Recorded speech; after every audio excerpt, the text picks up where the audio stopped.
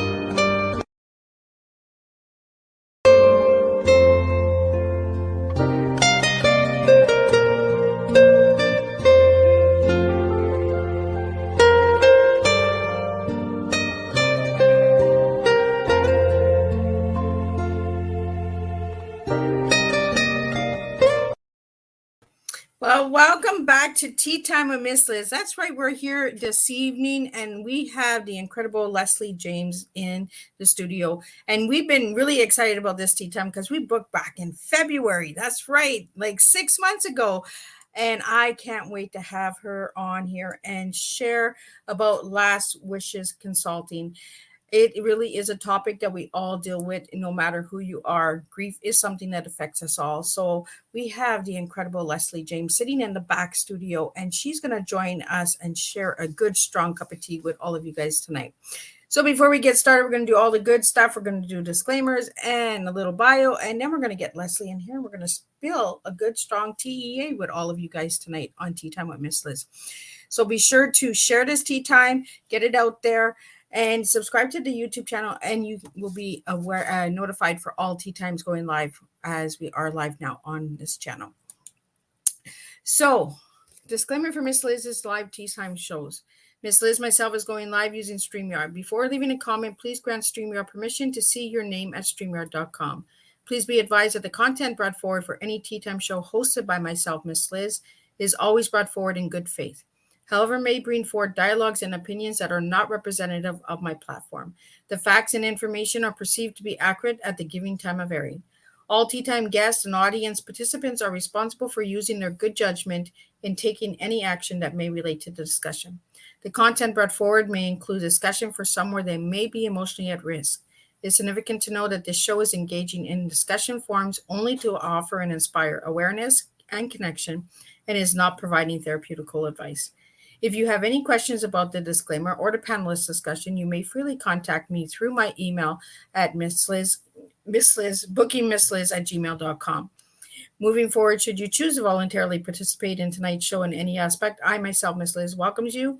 And should you find that the show is not made for you at this time, I respect your wishes and will see you at a later show at a later date and time. Again, all Tea Time shows are hosted on Thursday, 10, 3, and 7 p.m. Eastern Standard Time. And if it's not a Thursday, it's a rescheduled Tea Time, and that will be done on a Monday and a Tuesday. So a little bit on Lesley James. Lesley James is a compassionate and end-of-life planner, educator, author, speaker, and founder of Last Wishes Consulting. She became a licensed Willow EOL educator and offers a variety of workshops to a global community. As a licensed funeral pre-planner with the Bereavement Authority of Ontario, she is honored to serve families in the province with pre-arrangements and aftercare. She's a licensed Willow EOL educator, licensed funeral pre-planner with BAO Independent Associate PPLSI, Grief Doula Certificate, IDLM, co-author Under Your Light, Volume 1, and co-author of Bold Spirit, Caring for the Dying. For more on Lesley's bio. You can check it out on Miss Liz's Facebook page. And I'm going to get Lesley in here and I'm going to grab a cup of tea because my throat is a little itchy. So, welcome, Lesley. Good evening, Miss Liz. How are you? Thank you for that warm welcome. I'm delighted to be here with you. I have my special cup of tea as well in my cup that my daughter and my son gifted me on my coaster from Jamaica, and so I'm all set. Well, we're bringing Canada and Jamaica in tonight, right? So it's like this afternoon. I told Brenda I get to travel to Jamaica tonight with my guests. Yeah. So, Lesley, it's been a couple of months since we booked this tea time, and we have so much in common. So, if you'd like to share with the audience and listeners out there, what do we have in common? Absolutely. I just can't believe I've been anticipating this date for so long. So, we're both touched by grief and loss, first of all. We'll get into that. We are both authors, co-authors. We're both about educating and advocating for others. My favorite beverage is tea. And I am living here in Ontario since 1976 when I immigrated to Canada with my family. Wow. So you've been here for quite a while. So how old were you when you moved to Canada? Yeah, I was 9. I was 9. So yeah, there was just a lot of political unrest. And so we made just outside of Toronto our home. And basically I've lived in Markham, Ontario, which is just north of Toronto. I've lived in Markham since 1999. And I became an end-of-life doula. EOL stands for end of life. So EOL is just the short form for end of life. So I have a degree in economics and my whole world got turned upside down. And this is a calling for me. So I left a corporate job and I went and I was drawn to do studies in hospice and funeral pre-planning, bereavement, grief, loss, death, dying. And I became an end-of-life doula and also a grief doula.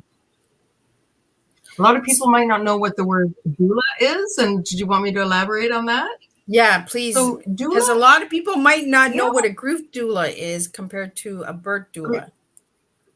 Exactly. And there are so many different types of doula. Doula is the term, it's a Greek term, and it means one who serves or helps. So most people, you're right, have heard of a birth doula that helps the mom and the family and the newborn as they enter the world. So a death doula or an end-of-life doula helps the person who's dying and their family as they are transitioning.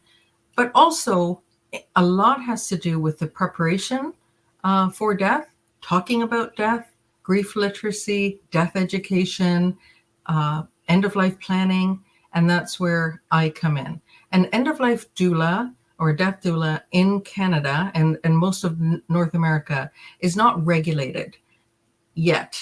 I'm hoping one day it will be, but right now there are different, everyone brings different skills to the role. So I'm not doing any bedside.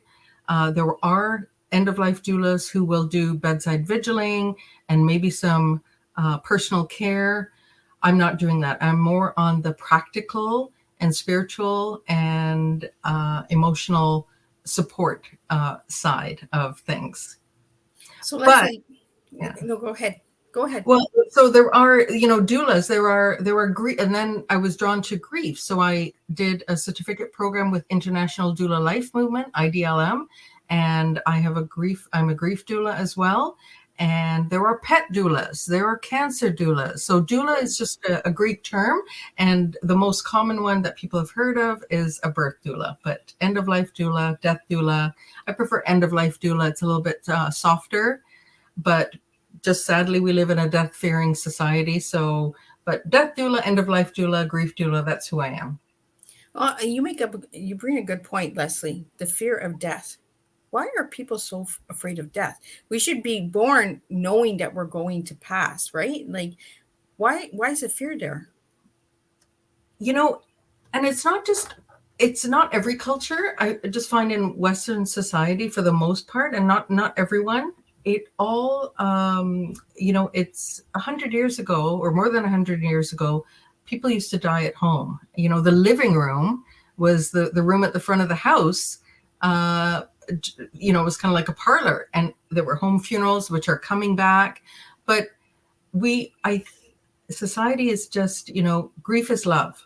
So the more deeply you love and the loss of someone, whether it's, I kind of talk about the 3 Ps, whether it's a person, okay, person, you lose someone in your life dies, pregnancy and child loss, and pet loss.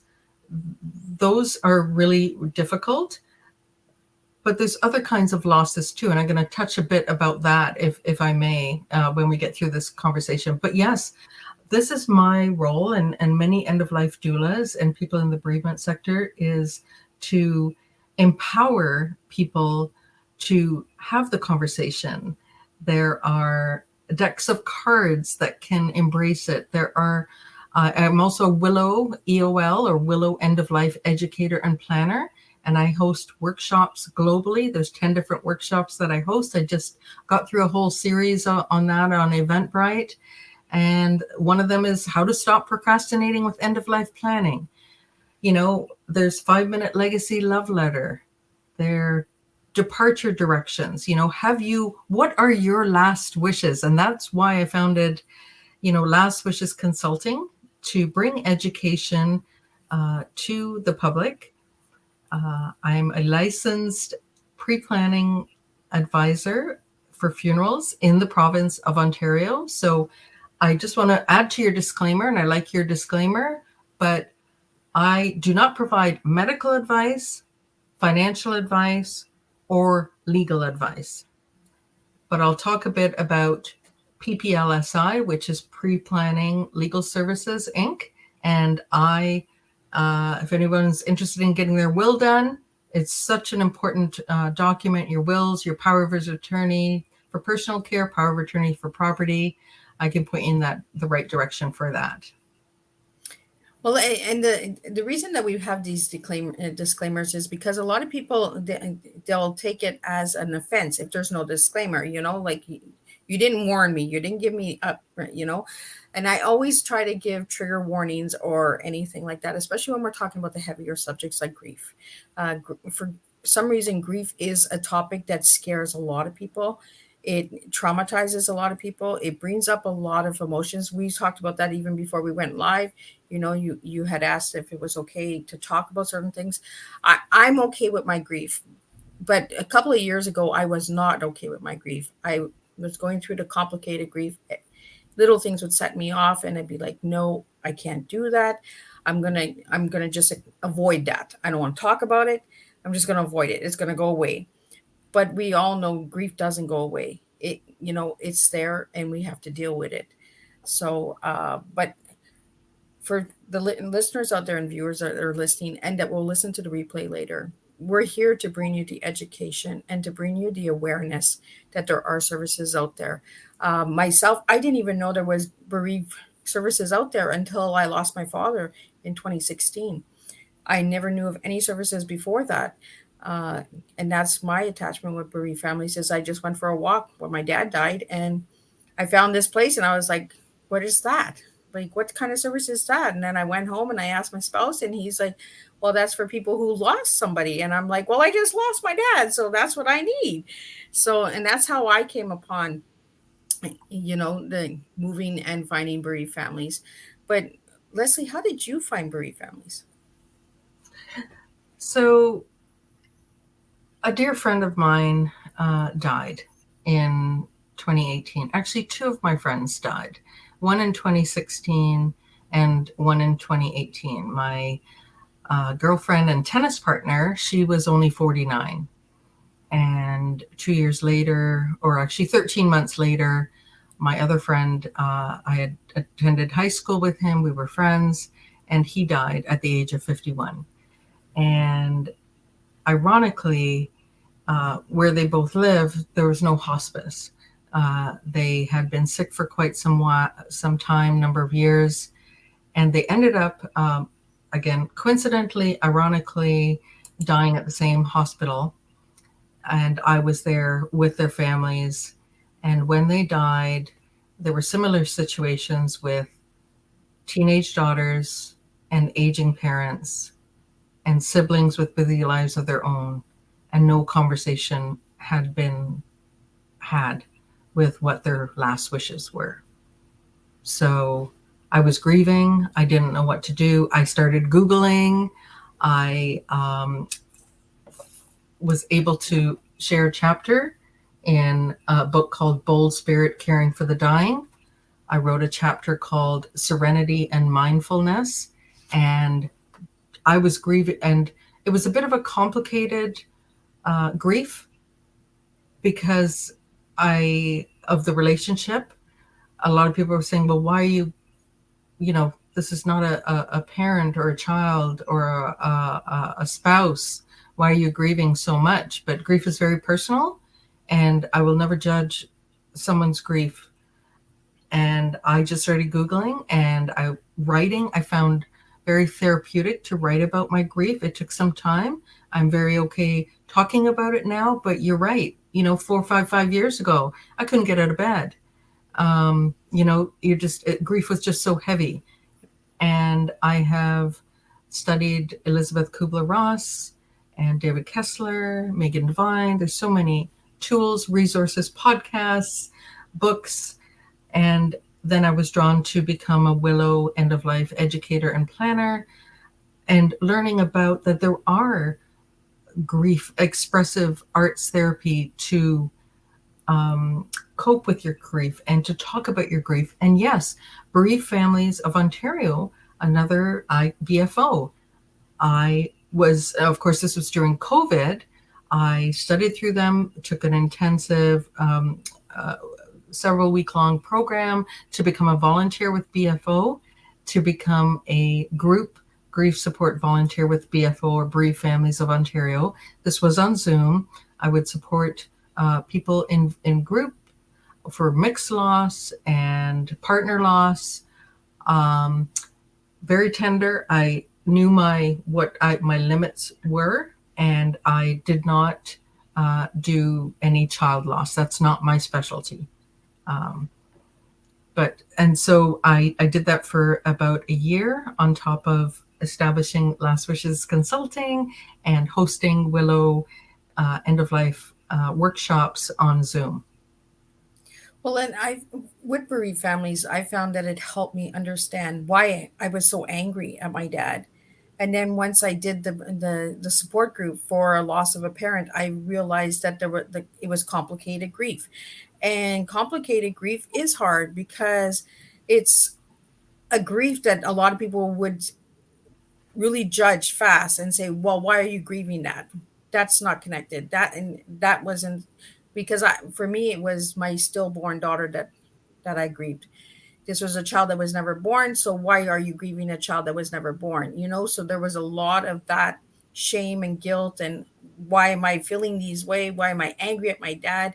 There was a lot of complicated grief. And when we do complicated grief, it is hard because right away people were saying, well, that's not a family member. That's not somebody close to you. So why are you grieving that person? And I always tell everyone, when I worked with bereaved families for 3 years on the board, is nobody should be shooting on us, and nobody should be questioning why we're grieving something, whether it's a pet, a building, a home, a child, a parent. Nobody should question us. We're hurting. Absolutely. And let us express ourselves and let us get the support that we need, And bereaved families has saved my life in many, many ways. It gave me a voice to speak out about grief because I was ashamed of my grief. I was scared of my grief, but I understood through the support system of bereaved families that I could share, and it was okay to share, So is that what you got from bereaved families as well? Yes. So it was very helpful, and I just found that helping others in a non-judgmental space, I was able to bring active listening to the role, even though it was a volunteer role, and even though it was on Zoom. There were really individuals where for anything from death by suicide. Some had lost both parents or close relatives to COVID, and some had lost pets, some had lost their partners. So it was a wide variety of, there's so many different types of grief and loss and the isolation. So I'm very familiar with bringing comfort and peace of mind and active listening in a non-judgmental space. And I just want to acknowledge, Miss Liz, that I have not lost a parent. I have not lost a child. And I want to just acknowledge and share warmth from my heart as you carry your grief. Your grief right now might be a lot, you've grown around it, right? But you will always carry it. So I'm just acknowledging that. And yes, the other role that I volunteer at for over 3 years is with Bereavement Ontario Network. So I've been a volunteer with York region, Dufferin region, and Simcoe region. And the role is shifting a bit to a communications role where I'll be teaming up with another member. So it's just a wonderful network to be part of, along with the Death Doula Ontario Network that I'm a member of. So many death doulas, end-of-life doulas, educators in the end-of-life space that want to ease the burden. And I use the word ease as an acronym. So empower others to have the conversation is the E. A, advocate for a person who's dying, that there are options, right? A lot of people want to die at home today. You don't have to die in hospital. If you want to die in hospital, that might, that's an option. There's hospice. I'm an advocate and volunteer for hospice as well. So the S is support.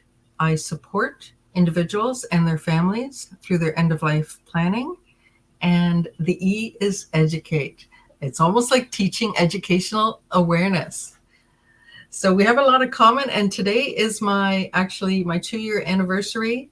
I didn't even know this when I booked it, but it just showed up in a memory on social media that I went back to school in my 50s and got my funeral pre-planning license with the Bereavement Authority of Ontario. So the BAO, anything to do with funerals, transfer services, cemeteries, anything to do with death care in the province of Ontario, and pre-planning. I'm licensed to help anybody and provide information on pre-planning, pre-paying, pre-arranging your funeral in the province of Ontario.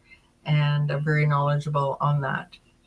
Well, Lesley, I really wanted to have you on Teatime because when I did research on you, I found all these incredible organizations that you're a part of that I never even knew existed. And that's the reason why we do Teatime, is to bring awareness to these services that are out there. If we don't bring the awareness, how do people find them? And I was really amazed on how many incredible organizations are out there that you're a part of. And the education is out there. The support is out there, So how did you find all of these incredible services? Again, when I took a course in March of 2020, it was June of 2020. A lot happened at the beginning of 2020 when COVID started, and I took a course, end-of-life doula course through Douglas College. Of course, it was virtual. And then I found Olga Nikolaev with the Death Doula Ontario Network. I've been a member since June of 2020. And then I found BON, or Bereavement Ontario Network. I found BFO. There's just connections. And that's one of my strong things that I talk about is community. Yeah. Yes, grief community. I may have lost some friends, my family. At the beginning when I said, well, I'm going to found Last Wishes Consulting, and I'm just talking about death, and I'm pre-planning my funeral, and I'm showing my kids what I've done. And they were a bit scared, I will say. But now they just get it. because I looked at my son and daughter and I said, so I'm going to talk a little bit. I'm going to shift gears a bit because a lot of this has to do. Yes, I spoke about my two friends who died, and there was loss. But you know, I was married. You know, when you get married, you think it's going to be forever, and then something happened, and so I was divorced. I'm divorced. I'm happily divorced now. I'm very, very good, amicable relationship. I'm very blessed for that. And but that was in the beginning. That was a huge loss. I remember, you know, I remember going to the doctor because my chest was hurting me, and I couldn't breathe, and I really thought something medically was wrong with me. But he checked me all out and everything, and apart, you know.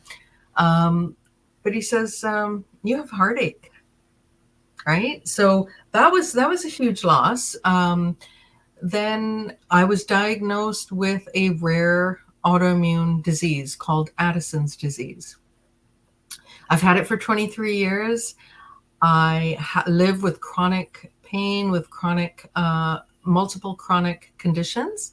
And so now I'm an advocate for people with invisible illnesses, with chronic conditions and rare diseases, and grief and disability is something that I am venturing to study because we don't realize, and I want to educate people on what it is to live with a disability. So there's that loss. Then a few years, when my son was 8 years old, he was diagnosed with type 1 diabetes, and no history of diabetes on either side of our family. No relative, no grandparent.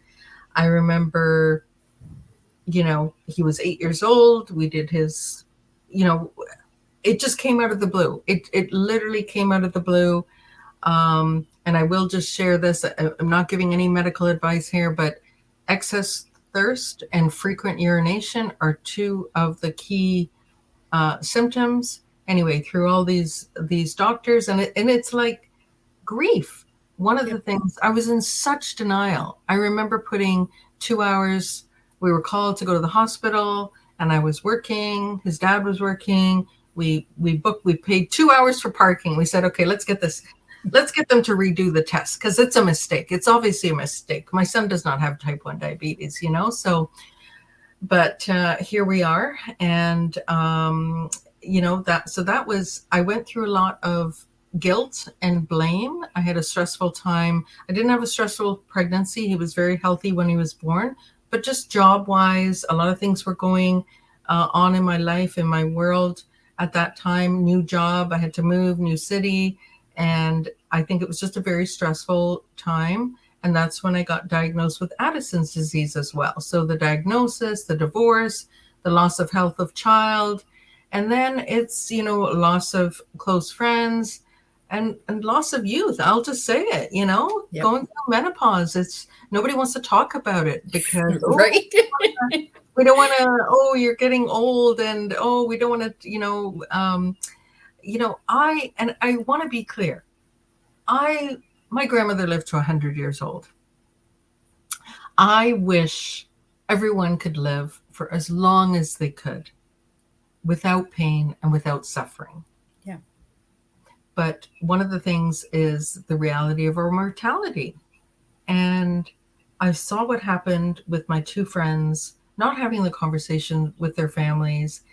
And then I had two medical adrenal crisis. That's with my Addison's disease. So from my home, where I am now, I had to call EMS, Emergency Medical Services, 911 from my home because I had a crisis, one in 2014 and one in 2017. And I was taken to hospital by ambulance, and my children, my parents, my sisters witnessed that. And I realized I didn't have anything in order. I didn't have my affairs in order. Nobody, passwords, my last wishes. So it was between 2016, when my girlfriend Michelle died, between 2017 of my second adrenal crisis, and 2018 when my friend Greg died. those were very pivotal moments for me that said, okay, what is my purpose? Yeah. And my purpose is an end-of-life educator and planner. And I want people to talk about it. And just like sex, talking about sex is not going to make you pregnant, right? Everybody does it. Like, yeah. It's actually, that movement came out. I remember it was in, and it's not, it actually promoted people to have safe sex, talking about sex, right? Yep. And talking about death. Really, there can be better dying experiences for all if we plan for it and have the conversation. Over 55% of Canadian, on the practical side, more than half, way more than half. It's probably closer to 70. But the majority of Canadians do not have their wills. And I will say this number, I've studied it, it's pretty much a global number. So whether it's the US or in the Europe or UK, it's more than half, and everyone needs a will. And that's really what I'm here to have the conversation, as well as, it could be from anything from organ donation, or do you know about hospice, right? Hospice is not a death sentence. It's actually, really wish people who are dying and palliative care, could be given the option for hospice. I had a lot sooner. Yeah. I have a dear friend who, in her final days, her family, and this is in Ontario, her dog was able to lie on the foot of her bed in hospice and come visit. And, the whole family, it's like a bedroom setup. There's no machines beeping, and, it was just like a bedroom setup. And it was just such a beautiful, beautiful way to go. And so have an exit plan, have the conversation, and write your letters. Tell your people now, today, how much they mean to you, how much you appreciate them, how much you love them. Well, and I really appreciate you, Lesley, talking about your divorce and your son's health and all of that. And Addison, that's something else we have in common, because I have a cousin who was diagnosed with Addison at the age of, I think he was 21. And you're the second person that I know of that has Addison's disease. It's not a really out there illness. Like it really is an invisible illness. They were traveling with my cousin, and my cousin just could not breathe. They rushed him to the hospital. His color changed. He was having trouble. And then they found out he had Addison's disease. And then he was still a young boy. So he had to, like, if he wanted kids in the future, he had to make decisions, If anybody would like to know more about Addison's disease, please please reach out to Lesley. Like I said, Lesley, you're the second person that I know of that has it. My cousin has it. He talks about it a bit, but he doesn't really know about it or speak about it, or maybe he's trying to understand it himself. So, and I've had Addison's disease for 23 years. Okay, and it's only recently, because it's that whole judgment thing, right? Yep. And I don't, I was working full time, very, I had hard times, right, balancing bringing up young kids, marriage. I had a long commute, very stressful. So Addison's disease is a stress disorder. And basically autoimmune means something in your body. So in my case, my own body attacked my adrenal glands, which are little walnut-sized glands that sit on top of your kidneys. I didn't even know anything about adrenal glands, but my body does not produce cortisol. And cortisol is the stress hormone, and it impacts hundreds of things in the body. So this is the whole end-of-life planning as well, right? And yes, now it used to be 1 in 100,000 people diagnosed with Addison's. I think it's, according to the Canadian Addison Society, which I'm a member of, there are now, it's closer to six people per 100,000 in Canada. Anyway, that's how rare it is. So yeah. I hope your cousin is okay. But yeah, I never talked about it because Two things. I didn't want anybody feeling sorry for me. Yeah, that's yeah. Right? But I wanted compassion and understanding. And some people still don't understand. So I have to plan. There's somebody who came up with the spoon theory. I'm a spoonie, or a zebra. I'm rare. I'm proud to be rare. I can't do two things like like I'll do this and I'll be sleeping, right? I'm done for the day. That's it. And I can't, like, if I have a birthday party or there's a celebration, a family thing, or I want to do something on the weekend, that's my one thing, and then the next day I have to rest. So my whole world is around decreasing the stress, avoiding the mess, and reducing the distress. So in end of life. So stress, mess, distress. I don't want anybody to have any of that. And when I talk about, so we talk about stress. Death can be stressful. Grief can be stressful, loss. But if we talk about it, and what your loved one wanted, what are their last wishes? Have the conversation. It's not morbid. I can guarantee you it is not morbid. It's actually one of the best things that you can give to your loved one is talking about it and planning for it. The other thing is mess, right? It could be, right now I'm actually decluttering. There's this thing called Swedish death cleaning. I'm getting rid of all my, paper, I'm filing, I'm getting organized, I'm donating, I'm selling, I'm slowly downsizing. Yes, I have a lot of books. I like to collect books. I like to read books. A lot of them are grief. And then I got a little free library. I don't know if you've heard of that, but right outside my house, I have one of those little free libraries, and I'll be sneaking once a month a book on grief in there, because that's part of how I educate my community. I didn't want to overwhelm the whole community. I wanted to call it Lesley's Grief Library, but I said, okay, not everybody is as, embracing this as me, but that's part of the whole grief literacy. So that's really who I am. And it's all about family, right? The F is for forgiveness. A is for added stress. M is for the mess. I is the inconceivable emptiness and talk about legacy. So you don't have that, right? L is the legal, right? And get your affairs in order. Your everyone needs a will, power of attorney for personal care. That's how you want to be, and it could even not even to do with dying, but if I had a stroke, who is going to have authority in how to take care of my body? And same with the power of attorney. We call it power of attorney for property in the province of Ontario. I've assigned someone to take care of my finances if I am unable to speak about that. And then the Y is your distress, like your mental health. This will ease the stress and the burden on your loved ones if you just have the conversation. And I think it's really deeply important that we bring this topic to the table, because when people pass, if we're talking about it before they pass, we're preparing ourselves.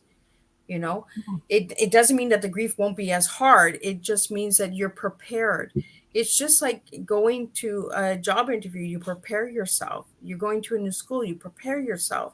We're preparing ourselves for death because it's going to happen to all of us.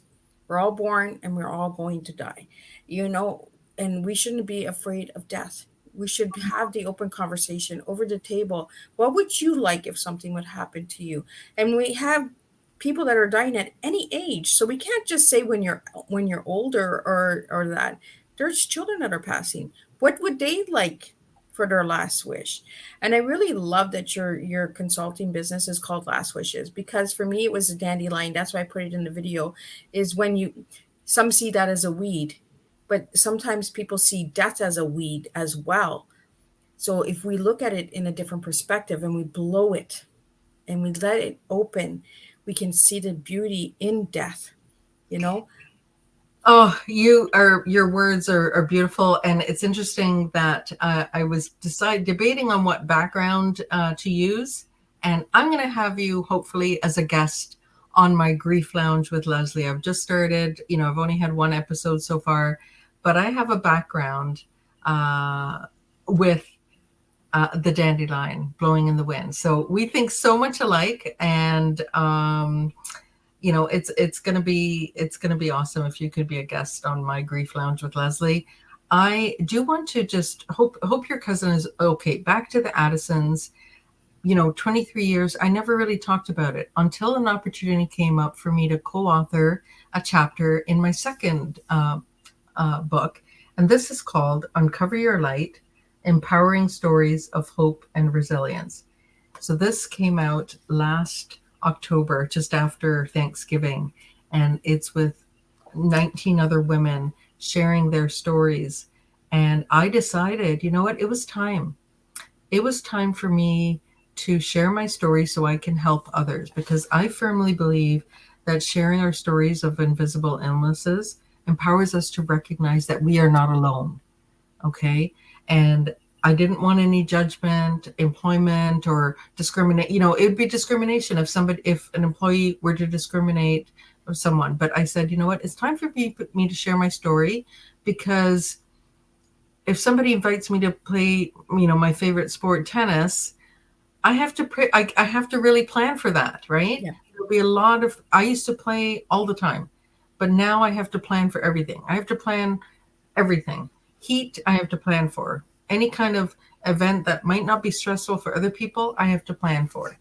So I wrote a chapter called From Pain to Purpose, and again, talk about, the pain I'm in, and now my purpose as an end-of-life educator and planner, and founding Last Wishes Consulting. I really have found my calling as an empath. Well, and I think sometimes our griefs put us on a journey, right? That we might have not ever seen had we not lost someone. That was what happened to me when my dad passed. I didn't know about bereaved families. And once I did the support groups and did the support group for my daughter and all of that, I was like, I want to know more. I want to know how I can help my community. I want to understand grief more. So how do you do that? You get involved. You volunteer your time. A lot of these services, you can volunteer your time. You can go in, you can talk, and you can get all the different people out there that don't know about the services. Like, there's a lot of things that I learned about bereaved families once I found them. But before I didn't even know there were services. Hospice, I never even knew about hospice until 2016. And I was like, wow. Oh no, it was 2015 when I found out about hospice, because I started doing events for hospice, jamming for hospice. And I didn't even know what hospice was. I was like, what is this name? What is this place? Like, is that where people, like, where do people go? Like, what kind of people go there? Like, it's a nice name, hospice. It sounds calming and relaxing, but I never even knew what hospice was until I got involved with it. And then I found out that it was very a peaceful environment. It's like you said, Lesley, it's like you said, like, there's no beeping machines. There's no, it's very open and very homey. It's like going in your bedroom and just sitting and watching TV, bringing your pets in, reading a book, do some coloring, uh, And I will add to that there are typically, there's different kinds of hospice. So the hospice that we've sort of been talking about up until now has beds. Some are 5-bed, 6-bed, 10-bed hospices in various cities around the world. And we need more hospice. Usually Yes. they're government funding and a small amount, but they typically rely on fundraising and donations. Where I live in the city of Markham, which is just north of Toronto, Canada, the hospice I volunteer for is called Evergreen Hospice. And the bereavement support, I found Evergreen Hospice when my mother-in-law died in hospice in a different city in west of Toronto. It was a little too far for us to go, but Hospice, yes, other than the physical space, hospice, it could be a building with beds, but hospice is also offered to and brings the services to people's homes. So where I live, there are no beds. We're hoping one day that there's a building with beds that people can go to. I would love to die there. But right now I'm planning to die in my home. But you know what? Don't know. But it's the bereavement support. So I've volunteered with hospice doing bereavement support, and it's just phenomenal. Again, they have group support, and it's just fundraising. Such, Hike for Hospice is a big thing in the month of May. It's an incredible opportunity. And for anybody that wants to get any information on these services, Lesley, what's the best way to find them? So, just if you just Google hospice and then your city, you'll be able to find them. We can, if anybody is in Ontario and needs help with that, I can certainly look for you, help you. But it's typically, there's Canadian Hospice Association, there's national associations, but it's pretty much more and more are being built. And we've just got to get the word out that this is an option for people at end of life. And I think people are starting to talk about death. I think when we had to stay at home and we had to really look at family life, and when we were locked down, we had to find different services. We Googled more, we used the services more. A lot of the virtual events that were being given during that time. So during that time, there was a lot of people that were stuck at home. So a lot of people did die at home. They did, they couldn't go to the hospital, or the hospital would take them, and then the family wasn't able to say their goodbyes that way. So how do you feel since COVID has passed and the pandemic has passed? How do you feel, Lesley, on the services now for bereavement? Oh, I think they have just, exponentially, they were good and great before, but I firmly believe that it brought out, the pandemic, COVID, and the more deaths that we're having has definitely empowered people to have the conversation and realize that there are these incredible resources like hospice, and that you don't need to go it alone. There's so many people volunteering with hospice.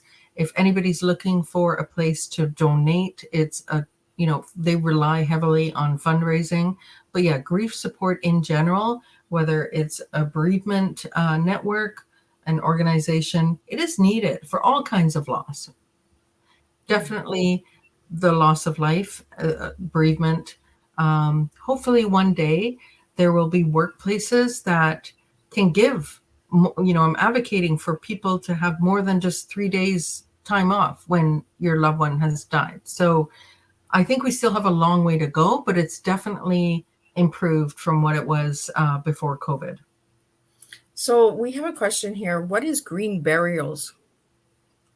I'm glad you asked that. So green burials is just a more environmentally friendly option.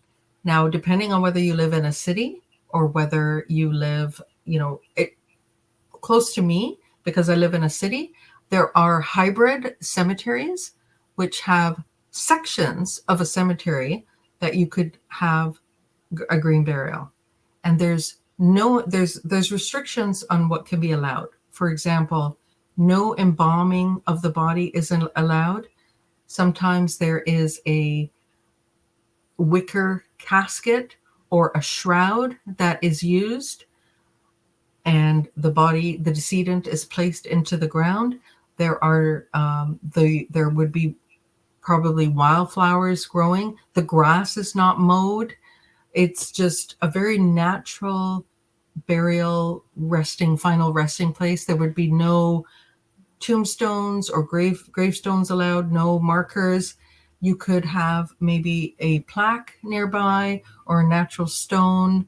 And it is definitely becoming more and more popular for example, in Niagara Falls, in different parts of Ontario, and definitely in British Columbia. I'm not sure where the person who put the post is, but it is definitely, I love the idea of a green burial.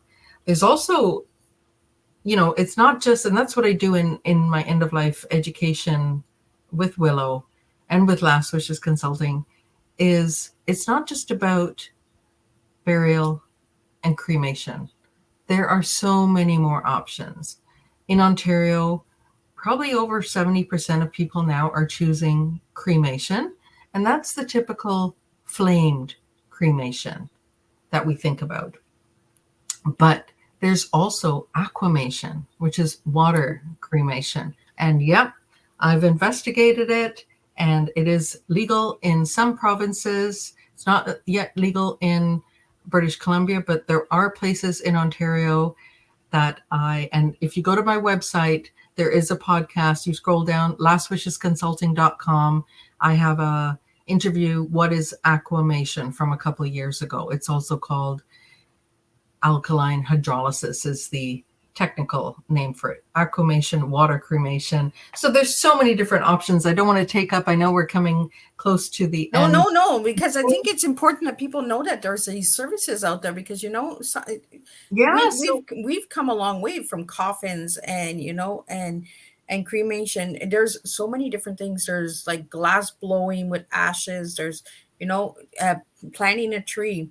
Yes, and scattering has become very popular as well in the province of Ontario. You can scatter cremated remains on Crown land. So again, this is the pre-planning funeral, what I learned so much. I was a pallbearer at my grandmother's funeral. So again, I think I mentioned she lived to 100. It's mostly women in our family. And when she died, there were 6 granddaughters who lived in Toronto. Some were still out of the country. And my dad, as his mom, said, I would love if her 6 granddaughters who are here be the pallbearers. And I think the church and the cemetery thought we were a little bit crazy because even though she probably weighed less than 100 by that point, that casket was heavy. But you know what? She was such a strong woman in our lives, and we lowered her into the ground. And this is where my final resting place will be, because I've done the research, and I know that I'll be the first in my family that is not going to have a traditional burial. And it's okay to continue traditions. Traditions, I believe in, they're very important. But if it's also okay to start new traditions, right? Right. So just based on my knowledge, and I had the conversation with my children, I said, I'm planning to have my cremated remains, hopefully aquamation. Would you like them? And they said, no offense, Mom, we love you, but we don't want to lug this urn around, right? So we talk it's an important conversation. But so I said, okay, right, I'm going to make my own plans, and I've contacted the cemetery, and I've given them all the documentation, because my name now, James, I kept my married name, and it's not what my maiden name is. I had to give 3 pieces of documents to show that I'm related to my grandmother. So when the time comes, they can open up the grave, and I'll be added and reunited with my grandmother there. So there's just a lot of things that we can discover over tea times like this, right? Right. We're almost at the hour. So before we get to the hour, I do want to get your tea, Lesley. So what tea would you give me if I ask you what your TEA is? So my tea is trauma and grief informed. I know that's a big tea, but medical trauma. I also will have talked about beyond trauma. I spoke at a global conference in March, and it's how to move beyond trauma. And trauma comes in different forms. There's hundreds, probably thousands of different kinds of trauma, but being informed so that we can support others, and being, informed about the different types of grief and how what we can do in our different levels or areas or types of grief is so important. And do you want the E? I want the E and the A. What do you got Okay, for so me? E is obviously end of life education. I'm an end of life educator and planner. So E is EOL, or end of life education. And the A is advance, without the D, advance care planning. So this is planning that we do in advance. Some places call it medical directives, but in Ontario, we call it advanced care planning. And you can just look up Advanced Care Planning Ontario or connect with me. I can help you get your advanced care plan in place so that others, if something were to happen to you, even, dementia is so prevalent now. So whatever the medical condition or end of life condition, if you're unable to speak for you, who can speak for you? Who is your substitute decision maker, right? So that is what that conversation is about. Well, thank you so much for sharing that strong T. Now, I want to get to the 3 because I'm all about 3, because the TEA is 3. And I see 3 colored hearts behind you. Oh, Now, I yes. want to talk about those before we wrap up. So can you share a little bit on why those colors and what they're for? Thank you so much for asking, Miss Liz. So for those just tuning in, this is my coaster from Jamaica. I was born in Jamaica. Yes, the flag is green and yellow and black, but typically red, gold, and green is, reggae, and that's a vibrant color. I love bright colors, red, gold, and green. So the red represents love, of course, right? The heart with red, yellow. So when I did Willow, let me back up. When I reached out to Willow, I did a course on what are my core values from a list of 50 different words. And I realized I didn't have my core values established. So I wanted to set my core values. And 3 words that kept coming up when I dealt with people working with their grief and end of life were grief, fear, and pain. And I said, okay, what is Lesley about, and how can I help others with their grief, their fear, and their pain? So the L is love. That is one of my core values. The the W is wisdom. Knowledge is power. Wisdom is empowering. And the C is comfort. So red, gold, and green, love, wisdom, comfort. And I always sign off my emails with sending love, sharing wisdom, and offering comfort, because I firmly believe that love softens grief, that wisdom embraces fear, and that comfort soothes pain. I think it's really deeply important bringing those colors in, talking about Jamaica. We took a trip to Jamaica tonight with Lesley. She's been in Canada since 9, but she still was born in Jamaica. So we went to Jamaica Lesley style, and we really have to just look at different things in different perspectives, different eyes. It's just like that dandelion. Don't look at it as a weed, look at it as a wish, the last wish, the end of life. And that's what Lesley talked about tonight on Tea Time. So I really want to thank you, Lesley, for sharing all the wisdom and the comfort and the love that you brought to the table tonight. It really is empowering. You give hope and inspiration to the people out there that are maybe afraid of it. So let's take the fear out of it, and let's start talking about death in a new way. Let's start talking about it with tea. Grab a tea and get the love, the comfort, and the wisdom out there. And we all can make a difference when we serve one another. So I want to thank you, Lesley, for joining. I want to thank all of the supporters that joined in. And for all the viewers that listen to the replay, please push #replay. I'd love to know where you're tuning in from. If you have any questions and you'd like to reach Lesley, you can reach her at her website at lastwishesconsulting.com. Again, Lesley, thank you so much for sitting and having tea with me and having so much similarities in our stories. It really, truly is an honor. I will see everybody not next week, but the week after, because Miss Liz is going on vacation. So I will be back on July 27th with 3 strong men. We did 3 strong women today. And when I end the month of July, we're going to do 3 strong men. And that's just how we roll. We equal it on both sides. So I want to thank everybody, and I will see you on July 27th at 10 a.m., 3 p.m., and 7 p.m. Eastern Standard Time with a new cup of TEA for you. Thank you so much, Miss Liz. It was a delight to be a guest on your Tea Time. Well, thank you so much.